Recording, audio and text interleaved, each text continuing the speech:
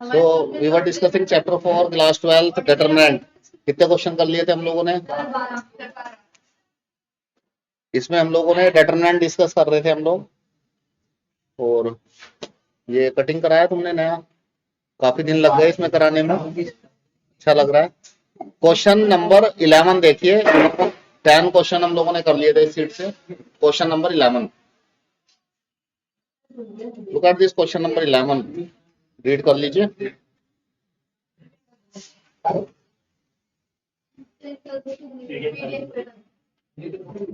हाँ, मुश्किल सा क्वेश्चन है, देखने में ऐसा लग रहा है कॉम्प्लेक्स सा, तो आंसर क्या आना चाहिए इसका? आंसर इसका आएगा 0। कैसे आएगा 0? लेकिन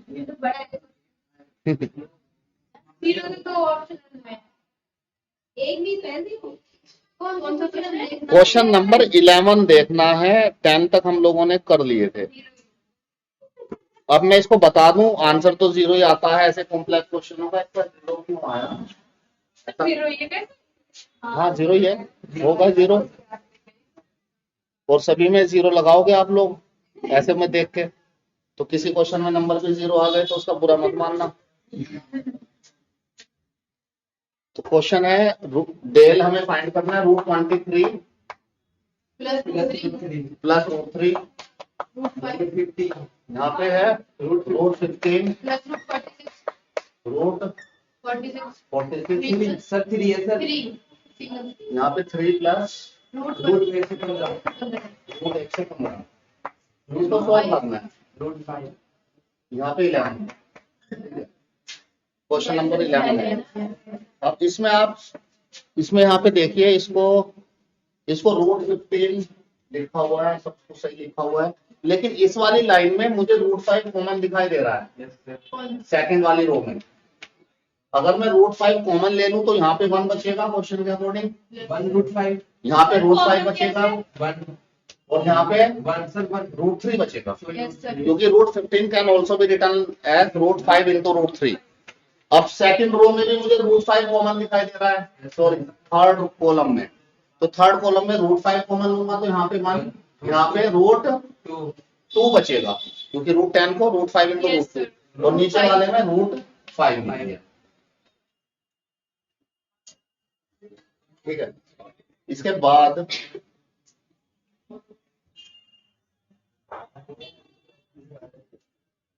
कॉलम 1 में कुछ चेंज करते हैं। √115 को क्या लिख सकते हैं? 5 to the 10, 5 5 का 5 3 का 15, 5 से डिवाइड किया इंटू 5, 3 into 75, तो √23 को बना जाएगा सर, इसको लिख सकते हैं √23 इंटू √5, 46 को लिख सकते हैं √23 into 2, √23 इंटू √2, इसको लिख सकते हैं √15 को √5 इंटू √3।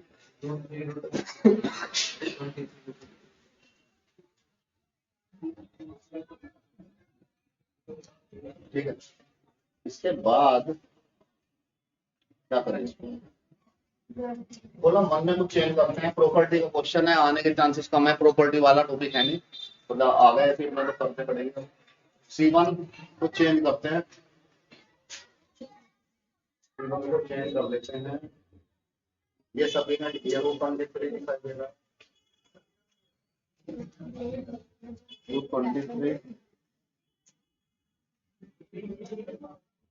क्वेश्चन देख लें एक सेकंड।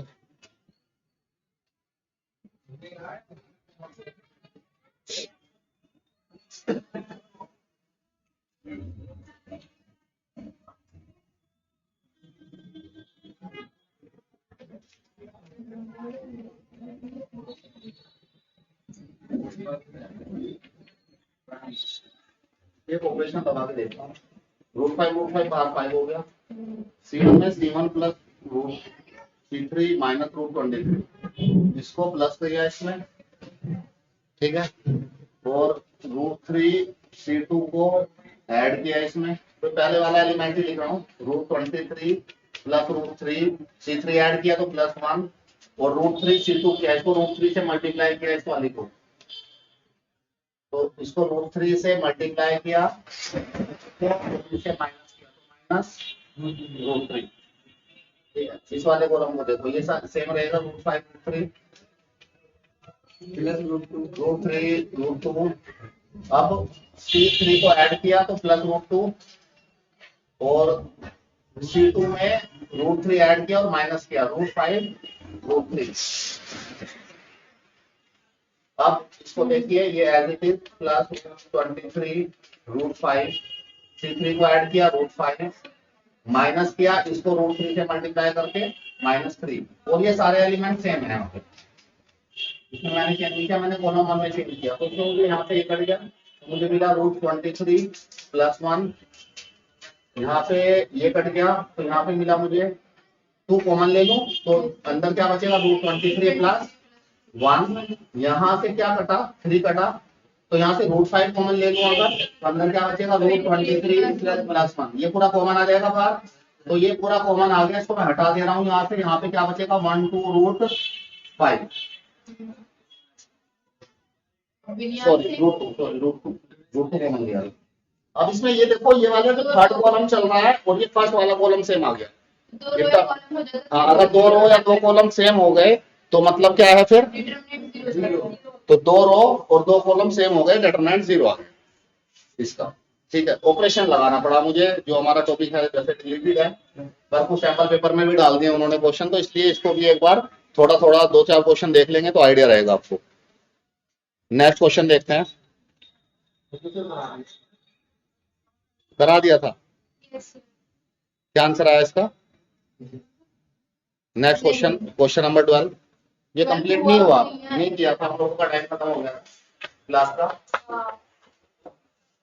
प्रॉपर्टी का क्वेश्चन है, इसमें मैं प्रॉपर्टी लगाना चाहता हूं सबसे पहले इस क्वेश्चन में, लिख लीजिए।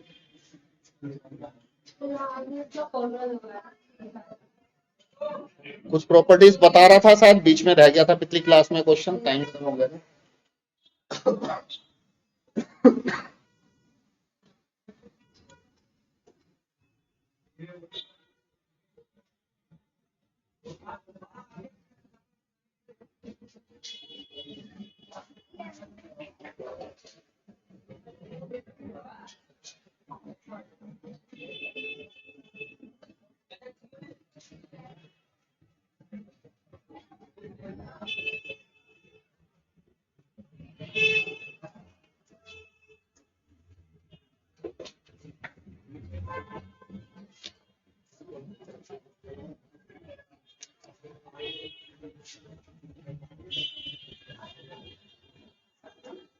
नोट कर दीजिए, मैं क्वेश्चन लिख लेता हूं तब तक। क्वेश्चन है,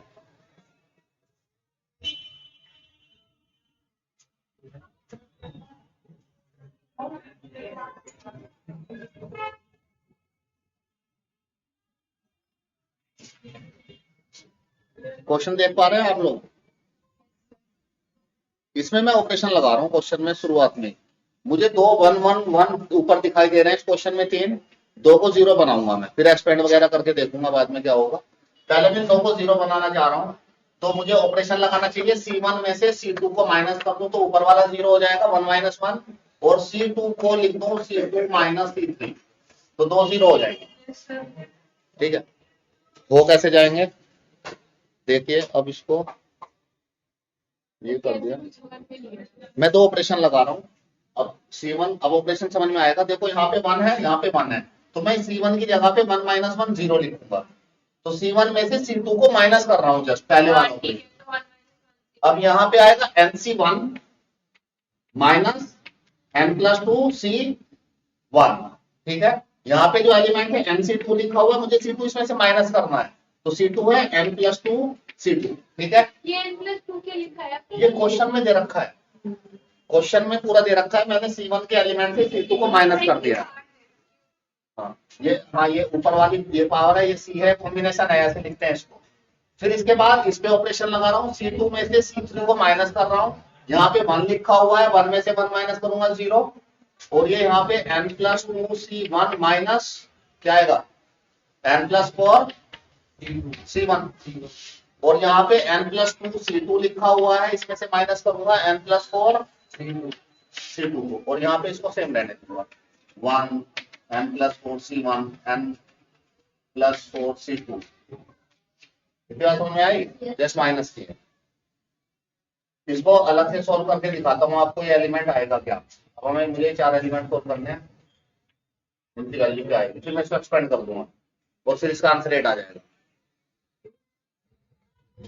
8 6 है, 8 है, 10 है, 12 है ऑप्शन। देखो कैसे। अब nc1 n+2 को एक फॉर्मूला याद रखना, ncr, ये 11th क्लास का फॉर्मूला है, n factorial upon r factorial n minus r factorial. ये फॉर्मूला है 11th क्लास का। इस फॉर्मूले के हिसाब से nc1 को अगर सोल्व करूं, nc1 माइनस n+2, देखो nc1 माइनस n+2 c1 को, तो ये क्या आएगा n फैक्टोरियल अपॉन 1 फैक्टोरियल 1 होता है, फिर n माइनस 1 फैक्टोरियल।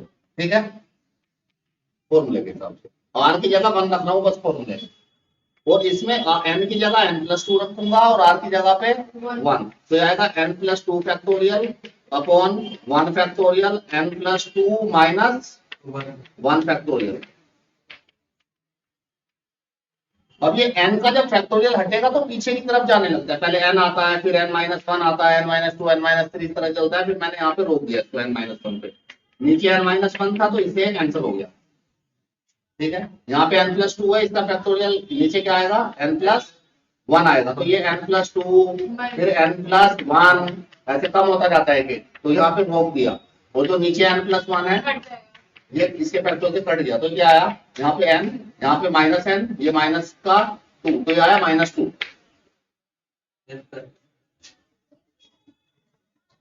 भाई इस बात समझ में दिख रहा है आपको? तो ये जो है ये पूरा यहाँ से ये किसके इक्वल आ गया, ये वाला -2।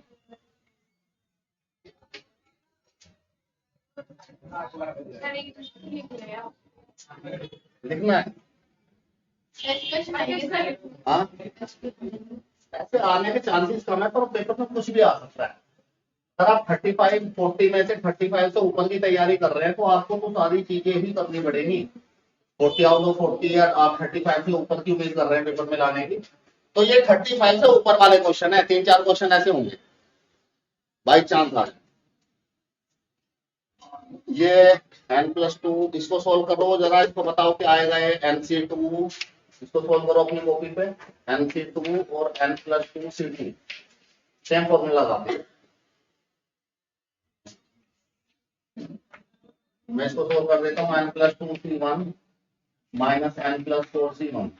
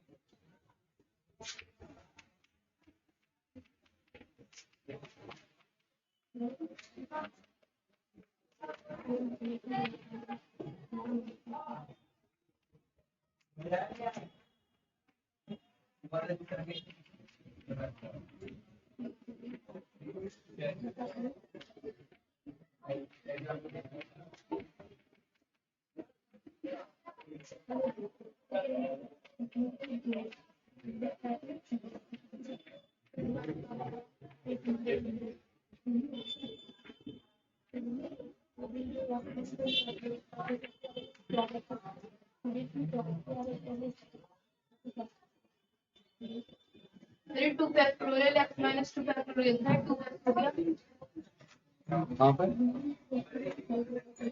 जो 2 फैक्टोरियल तो 2 ही हो जाता है 2 into 1 2 फैक्टोरियल तो 2 ही होता है और ये मैंने n माइनस 2 पे n माइनस 1 फिर n माइनस 2 से n माइनस 2 बढ़ गया n प्लस 2 था फिर n प्लस 1 आया फिर n आया फिर ये घट गया हाँ सर एक बार उसका लास्ट वाला स्टेप बताना वो कैसे दिया x माइनस x ये n का जब ये फैक्टोरियल रहता है तो एक एक कम होने लगता है सबसे नीचे वाला ये n था और ये n माइनस 2 बचा था यहाँ पे तो माइनस n माइनस 2 तो ये से घट गया माइनस 2 बच गया फिर 2 का फैक्टोरियल 2 रहता है हाँ। और 2 into 1 पे रुक जाता है जाके ये पीछे चलता है 4 का है 4 into 3 into 2 into 1 पे रुक जाता है तो मल्टीप्लाई नेचुरल नंबर्स का मल्टीप्लिकेशन होता है फैक्टोरियल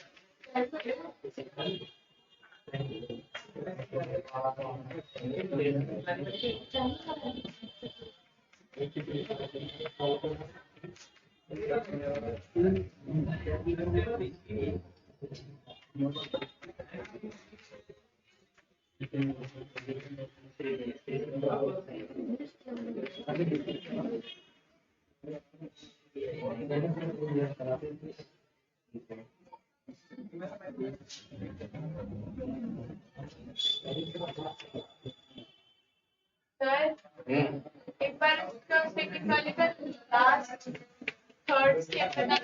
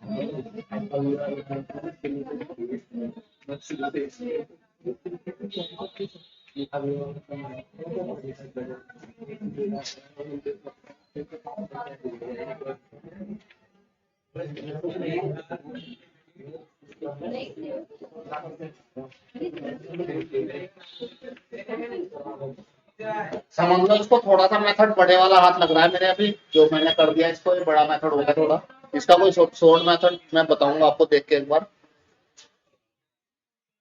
अभी बताता हूँ इसका कोई शॉर्ट मेथड ठीक है अब देखो देख लो एक बार मैं बता दूं ये जो चारों टर्म थी ये मैंने फाइंड किया यहाँ पे ये टर्म -2i जैसे ये अभी मैंने एक्सप्लेन किया था तो -2i थी ये टर्म -2i मैंने सोल्व किया ये टर्म इतनी आई और ये टर्म इतनी आई फिर मैंने इसको एक्सपेंड किया 0 0 1 रखा ऐड किया तो इसको इससे मल्टीप्लाई माइनस इसको इससे तो जब मैंने इसको इससे मल्टीप्लाई माइनस इसको इससे मल्टीप्लाई किया तो 8 आया थोड़ा सा सोल्व करके m से n घट गया अब ये टर्म कैसे सोल्व की ये वाली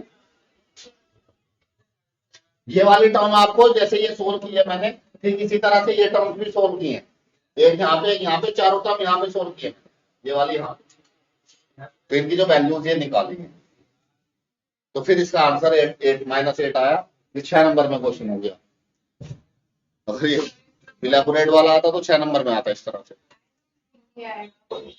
अब इसको हम सोल्व कैसे करें? हो गया था तो सोल्व तो ऐसे ही होगा, बड़ा हो गया थोड़ा मेथड। इसका कोई शॉर्ट मेथड देखूं जरा, क्या किसी तरह से हो जाए तो ये।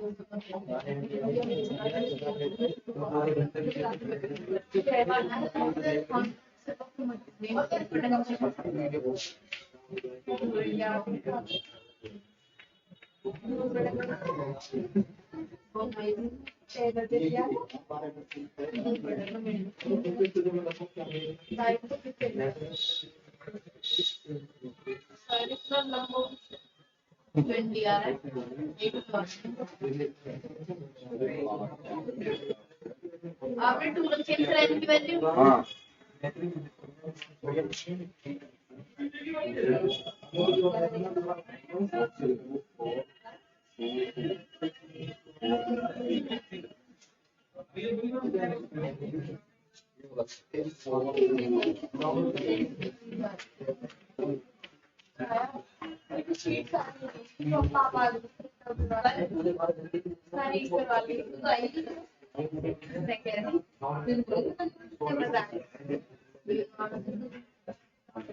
मैंने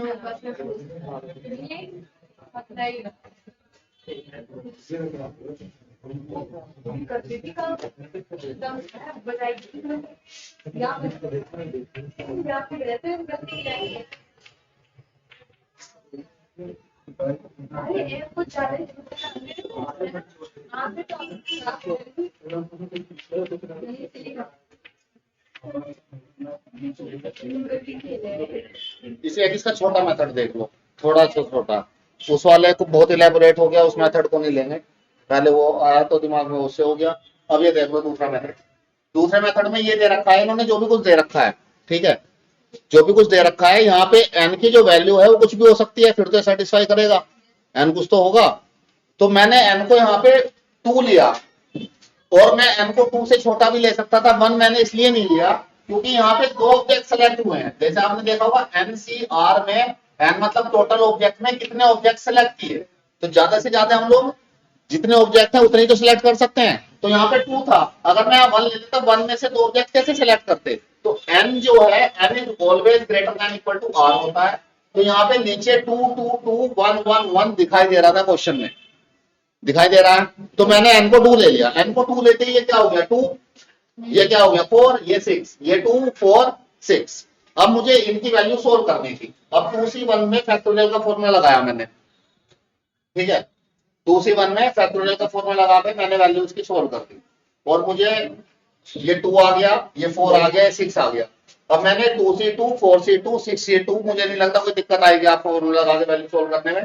तो 1 आ गया, 6 आ गया, 15, 1 6 और 15 लिख लिया मैंने, ठीक है। फिर चाहे तो प्रॉपर्टी लगा लो, वो कॉलम माइनस करने वाली, इसमें से माइनस किया 0, इसमें से माइनस किया -2, इसमें से माइनस किया -5, 1 - 1 0, 4 - 6 -2, 6 - 15 -9, ये सेम छोड़ दी। ऐसे कर दो, या तो अब वरना एक्सपेंड कर दोगे इसको, तब भी ये 80 आएगा। फिर इसको देखो एक्सपेंड कर दिया, इसके अलोंग एक्सपेंड किया तो ये हाइड हो गया, ये हाइड होने पे ये इससे मल्टीप्लाई हो गया, 9 2 जा 18, फिर माइनस का साइन लगाया, -5 -2 प्लस का 10, प्लस का 10 माइनस किया 8 आ गया। इतनी तो मेहनत करनी पड़ेगी। ये वाला मेथड फॉलो कर सकते हैं, शॉर्ट मेथड इसका यही है। आई बात समझ में, ये इसका शॉर्ट मेथड।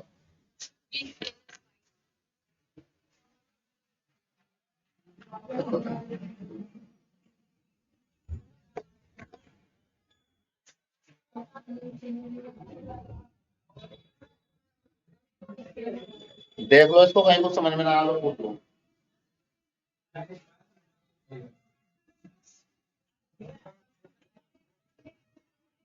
सर मतलब हमने n की वैल्यू सपोज की है। हाँ, इस क्वेश्चन में हमने n को सपोज कर लिया, क्योंकि हमें तो सॉल्यूशन नहीं दिखाना ना, हमें तो अगर सब्जेक्टिव पेपर होता तो सॉल्यूशन दिखाना पड़ता।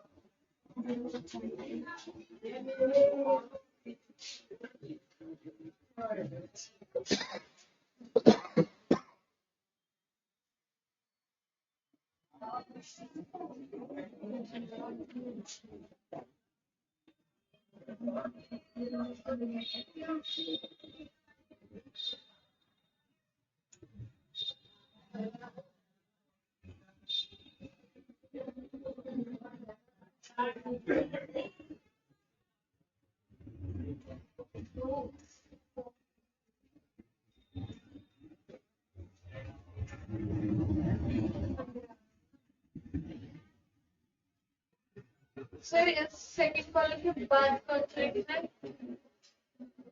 उसमें ये है, ये इसके बाद ये आ गया, प्रॉपर्टी लगा के, ये प्रॉपर्टी लगा दी मैंने, तो थोड़ा आसान होगी कैलकुलेशन मेरे लिए। C2 और ये C2 को लगा दिया, C2 - C3।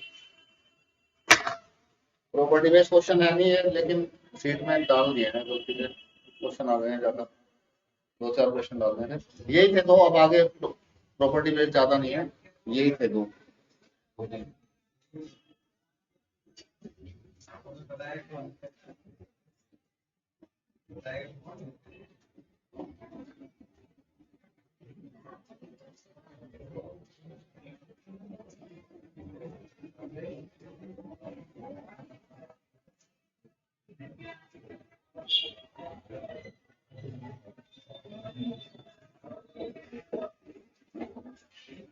नेक्स्ट क्वेश्चन देखिए।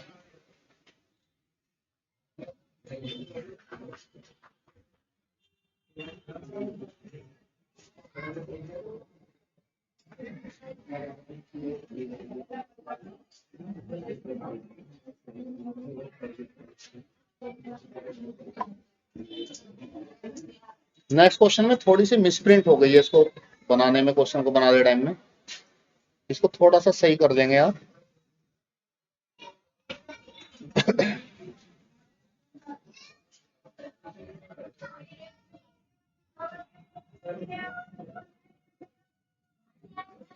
ये क्वेश्चन है एनसीईआरटी एग्जाम्पलर का। इस क्वेश्चन में है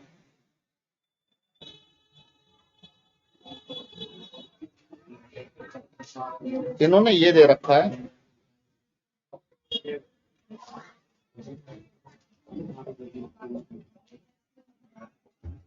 4 माइनस एक्स, इसको रब कर दें।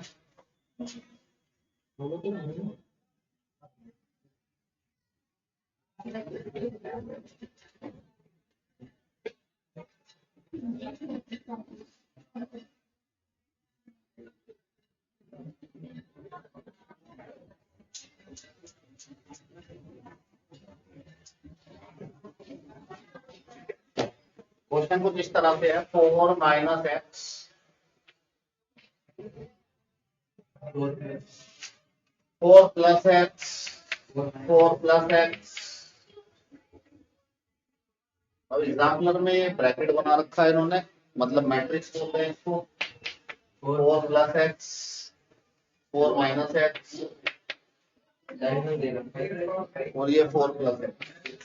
इसमें डेटरमिनेंट दे रखा है। इस क्वेश्चन को थोड़ा एक बार चेक कर लेते हैं, कुछ गड़बड़ है क्वेश्चन में। ये प्रिंट होने में, शीट में प्रिंट होने में कुछ गड़बड़ है, प्रिंटिंग मिस्टेक है। 4 माइनस एक्स, एक तो ये दे रखा है इन्होंने इक्वल टू 0। जब ये कुछ बताएगा ही नहीं इसके बारे में तो एक्स को फाइंड कैसे करेंगे। अब इसने मैट्रिक्स बना रखी है और एक्स की वैल्यू पूछ रहा है।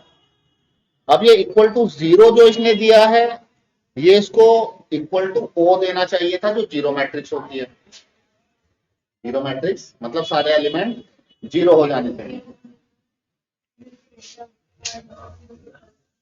ठीक है, तो अब ये जो है क्वेश्चन एनसीईआरटी एग्जाम्पलर में मैट्रिसेस बना रखी है इसने। तो पहली बात तो मैट्रिसेस में है, उसमें भी मिसप्रिंट हो गई और इसमें भी गलत हो गया क्वेश्चन। इसमें इक्वल टू 0 मिसप्रिंट हो गया, इक्वल टू 0 और आना चाहिए। अब उसमें ये मैट्रिक्स दे रखी है तो मैट्रिक्स में होगी, ये डिटरमिनेंट है। अब ये 0 कब आएगा। अब हमारे पास ऑप्शन है 0, -12। पहला ऑप्शन है 0, -12। देख रहे ऑप्शन 0, -12। तो अगर मैं x को 0 ले लूं तो ये एलिमेंट क्या आएंगे सारे 4। तो अगर सारे एलिमेंट सेम हो गए तो 2 कॉलम सेम हो गए तो 0 आ रहा है।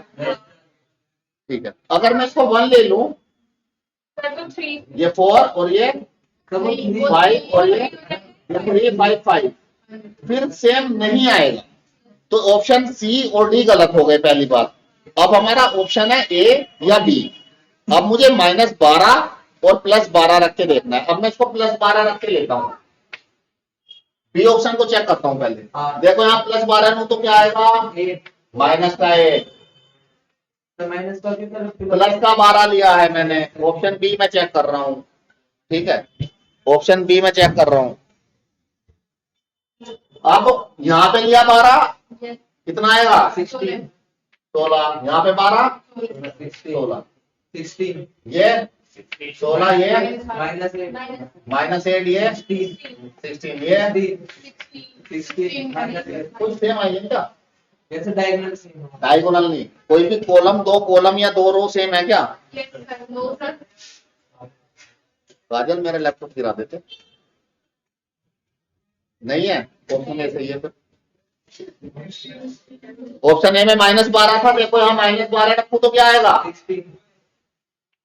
यहाँ पे -12, माइनस का 8, यहाँ पे -12।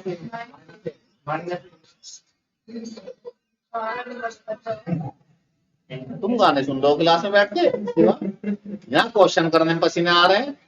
सब बच्चे लगे पड़े हैं क्वेश्चनों में। 3-4 मुश्किल पड़े क्वेश्चन यहाँ पे आ गए, तुम गाने सुन रहे हो।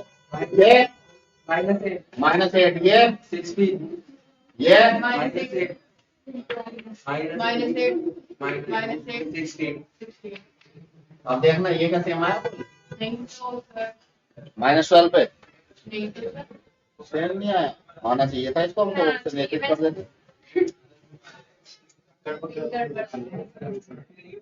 नहीं आ रहा था, देखो कॉमन ले लेते हैं, 8 कॉमन ले लेते हैं इसमें से, 8 की पावर 3 कॉमन ले लेते हैं अगर ये डिटरमिनेंट है तो, 8 इससे 8 इससे 8 इससे, तो ये 2 ये -1 ये -1 minus 2 minus -1 -2 वो वाली प्रॉपर्टी लगा दूं इसके फॉर्मूले वाली, सर कोई भी सेम नहीं है एक्सपेंड करता हूं उसको, तो ये क्या आएगा 2 to the 4 4 plus 1 5 3, ये माइनस में आएगा, सर ये माइनस प्लस 1 ऐड किया -2 और -1 -2 -1 -3 फिर -1, ये एक्सपेंड करना मैं डिटेल में नहीं बता रहा हूँ, मैंने सब सोच रहा हूँ कि एक्सपेंड करना आप लोगों को आता है।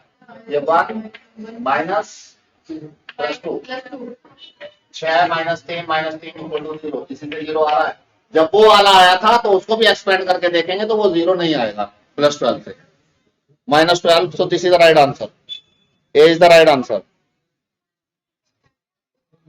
क्वेश्चन 14 सीधा से जल्दी से मल्टीप्लाई मार के आंसर बताओ क्वेश्चन 14 का, डिटरमिनेंट है दोनों।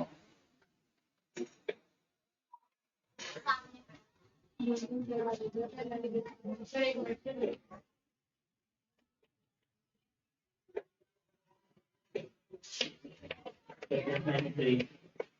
प्लस माइनस 3 देख लेते हैं, ये आ रहा है 2x² 40 plus 72/2 x² equal to 36, x equal to plus minus 6 आ रहा है हमारा तो प्लस माइनस 6 आ रहा है। ऑप्शन चेक करो इसका, ऑप्शन सी +6 को मत टिक कर देना, क्योंकि स्क्वायर रूट जब भी बनेगा +-6 दोनों में आएगा। सीधा सीधा एक्सपेंशन है, समझ में ना आ रहा एक्सपेंशन तो बता देना, आप दोबारा बता दूंगा मैं सोच रहा हूँ एक्सपेंशन आप लोगों को आता है वेरी गुड, एक्सपेंशन तो तुम्हें आता है पर तुम नहीं आता है, डेली आता नहीं है तुम, अच्छा तुमको भी डेली आता है, +-6 आ रहा है। क्वेश्चन 15, एक ट्रायंगल है, ट्रायंगल का एरिया का फॉर्मूला आता है किसी को? यहाँ पे डिटरमिनेंट में आता है, पहले x1 x2 x3, तो -3 3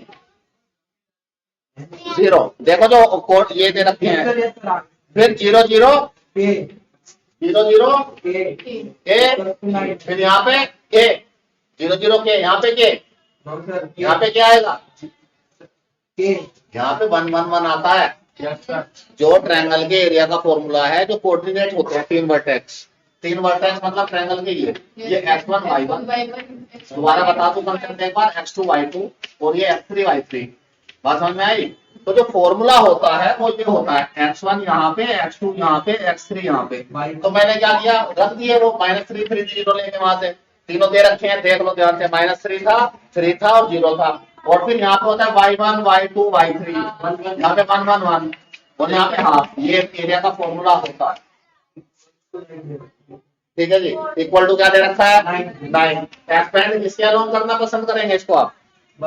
मैं कॉलम 1 कॉलम 2 कॉलम 3 रो 1 रो 2 रो 3 किसके अलोंग एक्सपेंड, कॉलम 2 के अलोंग एक्सपेंड करना शुरू पसंद इसलिए करेंगे क्योंकि 2 0, इसको हाइड कर दो, 3 1 जा -0 आ गया, क्या हो गया 0 कैसे आ जाएगा, और के भी रखना पड़ेगा, यहाँ पे प्लस का क्या है माइनस का है, ये कौन सा एलिमेंट है, a 3 2 माइनस का के, माइनस का हाफ बाहर रखा था पहले, इक्वल टू 9, अब के फाइंड करो, 3 3 9 प्लस का 9 करके के इक्वल टू 2 आ गया, सॉरी गलत हो गया,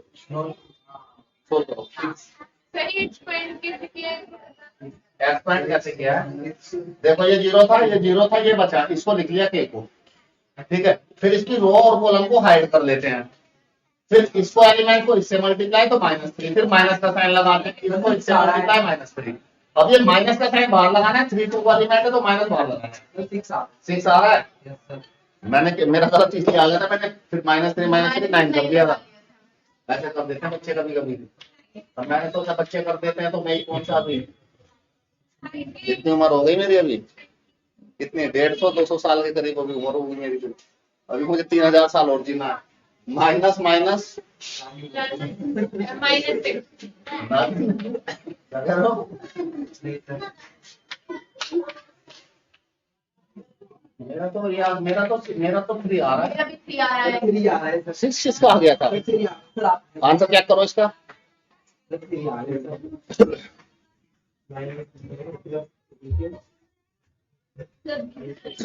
किसी भी रो कॉलम के किसी के भी 6 तरीके होते हैं। आज घर पे बैठ के डिटरमिनेंट लिख लेना और उसको 6 के 6 तरीके से एक्सपेंड करके देख लेना, पूरा क्लियर हो जाएगा आपको। नेक्स्ट क्वेश्चन देखिए। 3 आ रहा है सर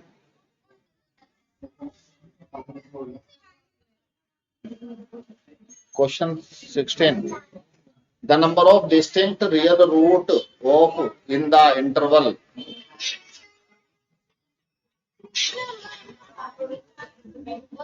हेलो, मैं क्लास में हूँ सर, आप कहाँ हैं? ठीक है रुको आप 5 मिनट।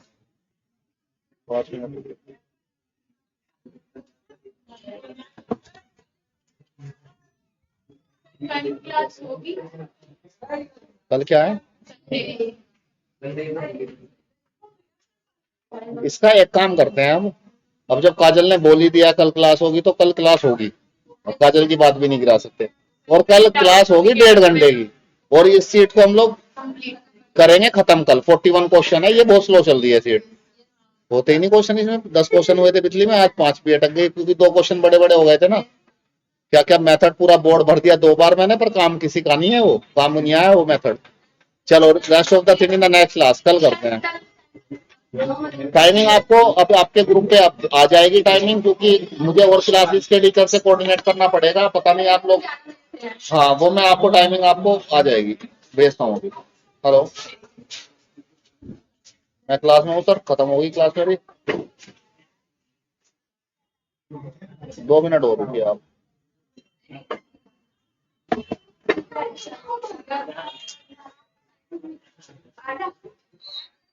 तो लगे नहीं